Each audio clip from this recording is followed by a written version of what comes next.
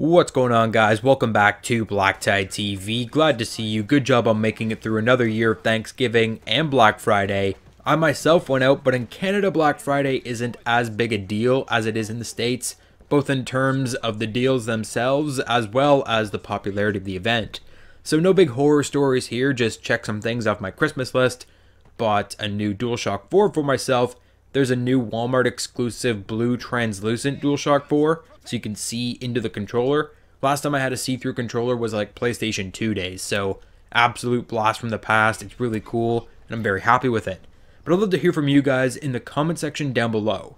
Do you have any Black Friday holiday shopping horror stories?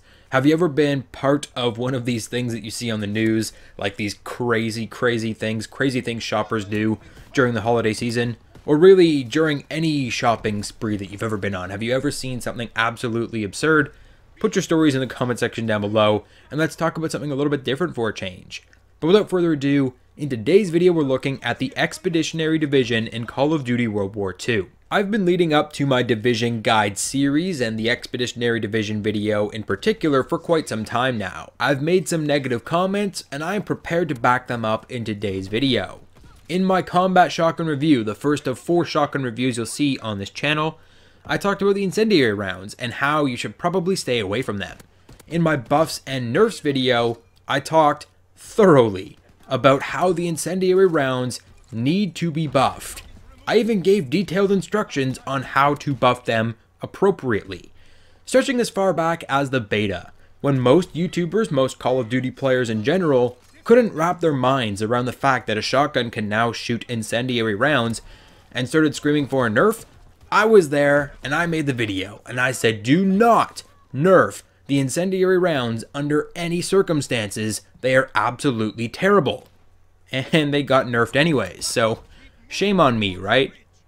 Apparently, everyone thinks the incendiary rounds make the Expeditionary Division the best division in the game.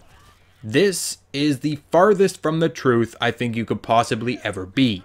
The Expeditionary Division, in my opinion, is the worst division without any competition. Infantry may be a close second despite a large player base that prefers that division, but the only way that you'll find Expeditionary Division to be effective is in a very particular circumstance, which we'll be talking about in today's video. Something I should get out of the way is the misconception about divisions in Call of Duty World War II. Despite this being very clear on one of the menus when you select your first division, divisions are not weapon specific. Just because Expeditionary Division includes shotgun incendiary rounds does not mean that you are obligated to use a shotgun when using Expeditionary Division. I see so many players that it almost seems like they feel confined to be using a weapon that they're not comfortable with. You can use any weapon, any basic training, any equipment, anything with any division.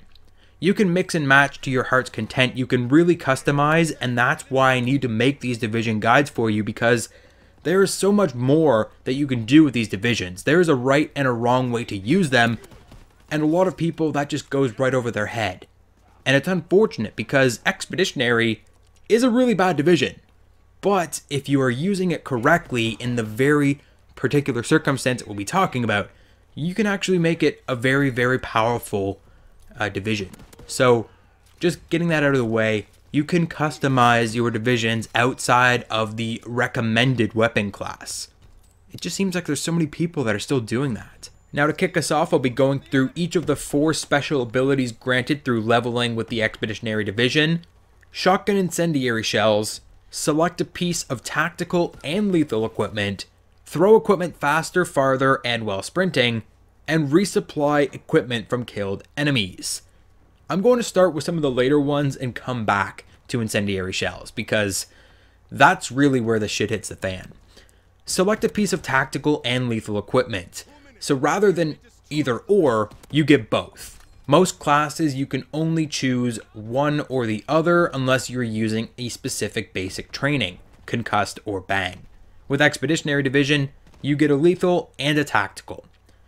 Your third ability, throw equipment faster, farther, and while sprinting, is super useful when you are playing objective-based game modes. You can throw your equipment 2 to 3 times farther It is incredibly insane. If you have this ability unlocked, go to the firing range in the headquarters and just try this out, because you'll blow your mind. You can throw a grenade the entire length of the firing range if you have a sprinting start. It's insane. You can throw this thing from your spawn into the enemy spawn in war.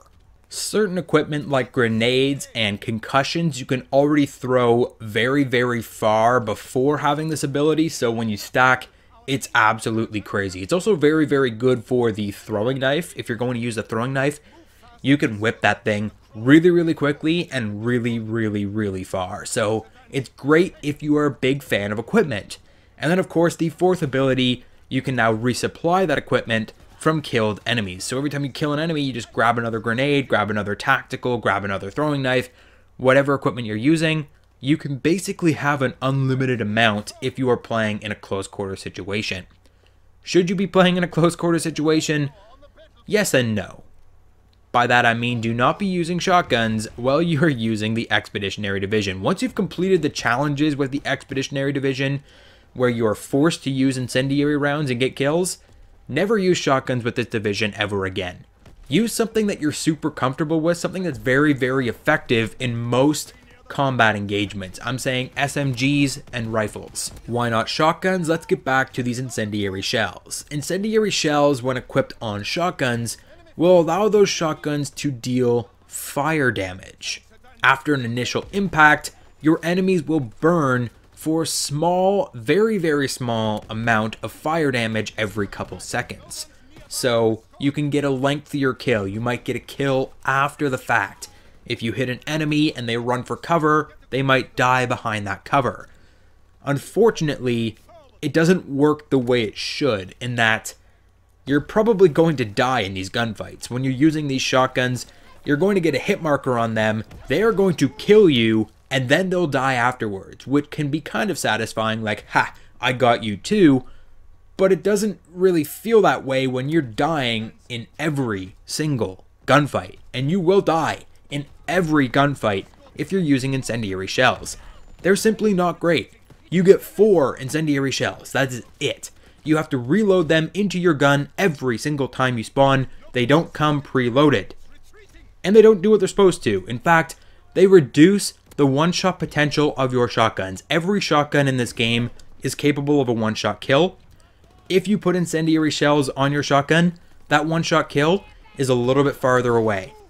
Because if you're using the incendiary shells, you hit them in the same spot where you would have had a one-shot kill before, you're going to get a hit marker, and then the fire damage is going to finish the job. You'll still have a one-shot kill at that range, but it's a lengthier one-shot kill because you're waiting for the fire to do its job.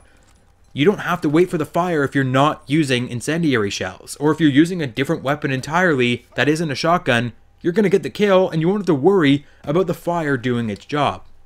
So basically what I'm saying here is incendiary shells reduce the range of your shotguns and overall make your shotguns much worse in a close range gunfight.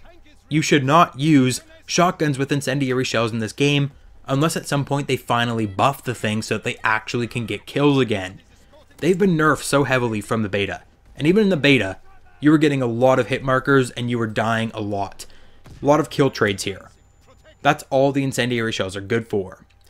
So, with that said, Expeditionary Division is not great for shotguns. It's not great for the incendiary shells, and you shouldn't use that first ability.